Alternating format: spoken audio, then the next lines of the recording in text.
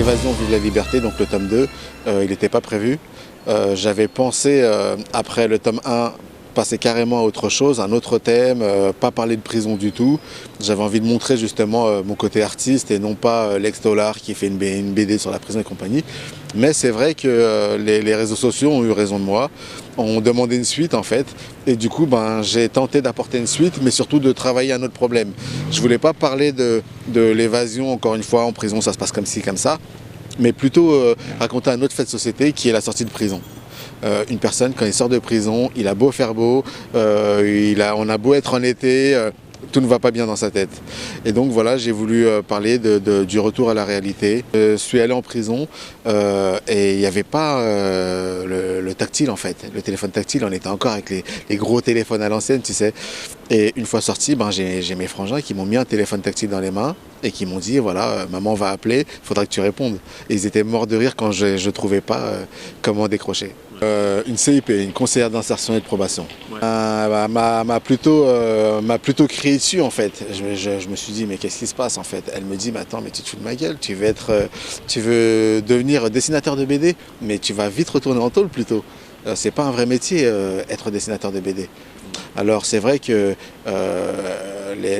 la justice, on va dire, aurait préféré que je travaille au McDo, que je nettoie des toilettes dans un aéroport, j'en sais rien. Mais être artiste, c'était pas un métier. Et donc, ça m'a refait penser encore une fois à ma famille, à mes profs, qui quand j'étais gamin, quand je leur disais, voilà, j'aimerais bien être dessinateur de BD, ils me disaient, mais choisis plutôt un vrai métier. Ça a été un grand pas pour moi, en fait, dans la mesure où j'avais envie de faire des choses pour les autres. Enfin, j'ai pensé à un truc, c'est que je me suis révélé artiste. Sauf que, en y réfléchissant bien, je me rendais compte que je l'étais depuis toujours en fait. Je dessine depuis que je suis gamin, sauf que c'était complètement inexploité. Et puis quand j'y réfléchissais bien, je me disais que dans nos quartiers et ailleurs, eh bien, il y a énormément de jeunes artistes, mais ils ne le savent pas. Et donc je me suis dit, je vais monter une association. Déjà, je vais tenter de faire de la prévention et de la réinsertion, mais par l'art. Et étant donné aussi que j'ai grandi avec énormément d'artistes, qu'ils soient chanteurs, comédiens, rappeurs, graffeurs et compagnie, hein. Je viens de la culture urbaine, je le rappelle.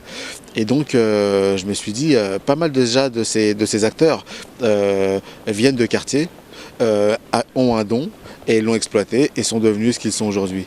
Eh bien, j'ai envie, à travers mon association, de créer des rencontres, de provoquer plutôt des rencontres auprès de ces jeunes qui pensent ne pas être capables de grand-chose, mais voilà, parfois ont besoin d'une rencontre, d'un soutien, d'un modèle autre que le footballeur, que voilà.